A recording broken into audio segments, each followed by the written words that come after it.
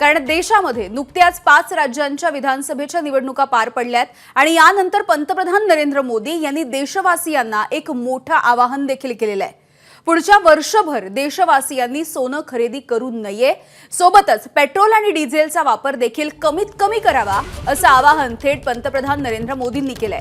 हैदराबादमधल्या एका जाहीर सभेमधून मोदींनी जागतिक संकट आणि भारताची या सगळ्याबद्दलची भूमिका याविषयी मतं देखील मांडली। आखाती युद्धामुळे जगभरामध्ये कच्च्या तेलाचा अपुरा असा पुरवठा होतोय, ज्यामुळे अनेक देशांमध्ये इंधन दराचा भडका उडाला। त्यामुळे मोदींच्या आवाहनामुळे पुढील काळामध्ये नेमकी काय परिस्थिती ओढवणार आहे याविषयी आता देशवासियांच्या मनामध्ये अनेक प्रश्न उपस्थित होत आहेत। त्यामुळे जागतिक संकटाचा भारतावरती नेमका काय परिणाम होणार आहे हे बघणं महत्त्वाचं असेल। महत्त्वाची आवाहन त्यांनी केलेलं आहे। यामध्ये 3 महत्त्वाच्या गोष्टी, ते म्हणजे पुढचं वर्षभर सोनं खरेदी करू नका असं त्यांनी म्हटलंय।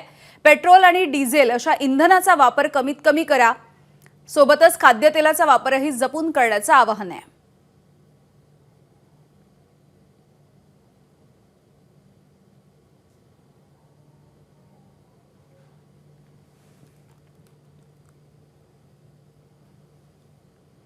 गोल्ड यानी सोने की खरीद एक और पहलू है जिसमें विदेशी मुद्रा बहुत अधिक खर्च होती है।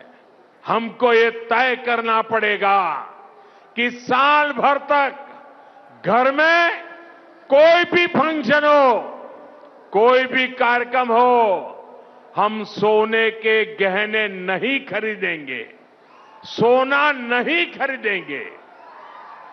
विदेशी मुद्रा बचाने के लिए हमारी देशभक्ति हमें चुनौती दे रही है और हमें इस चुनौती को स्वीकार करते हुए विदेशी मुद्रा को बचाना होगा।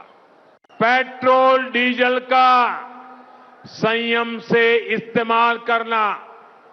साथियों, हमें पेट्रोल डीजल का उपयोग कम करना होगा। शहरों में जहां मेट्रो है वहां हम तय करें कि हम मेट्रो का ही उपयोग करेंगे, ज्यादा से ज्यादा मेट्रो में ही जाएंगे। साथियों, ऐसे ही खाने के तेल का भी है।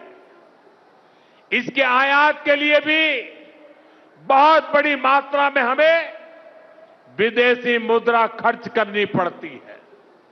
हर परिवार अगर खाने के तेल में खाने का तेल का जो उपयोग करता है, अगर वो कुछ कमी करे, मैंने बार बार कहा है 10% कम करो।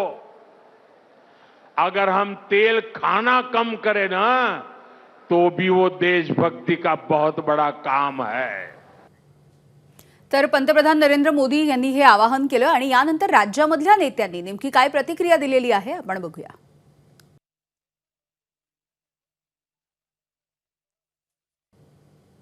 सप्लाय चेन्सवर जे प्रेशर आहे त्याचा विचार करता आणि आपला जास्तीत जास्त परकीय चलन आपल्याला वाचवता कसं येईल हे बघता या प्रत्येक गोष्टीत आपण ज्या प्रकारे रॅशनलायझेशन करू शकू ते केलं पाहिजे। हे आव्हान अतिशय योग्य अशा प्रकारचं आव्हान आहे आणि त्याला सगळ्यांनी प्रतिसाद द्यावा अशी आमची विनंती आहे।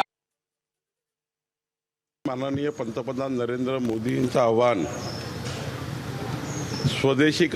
स्वदेशीकडे झुकावाचं आहे।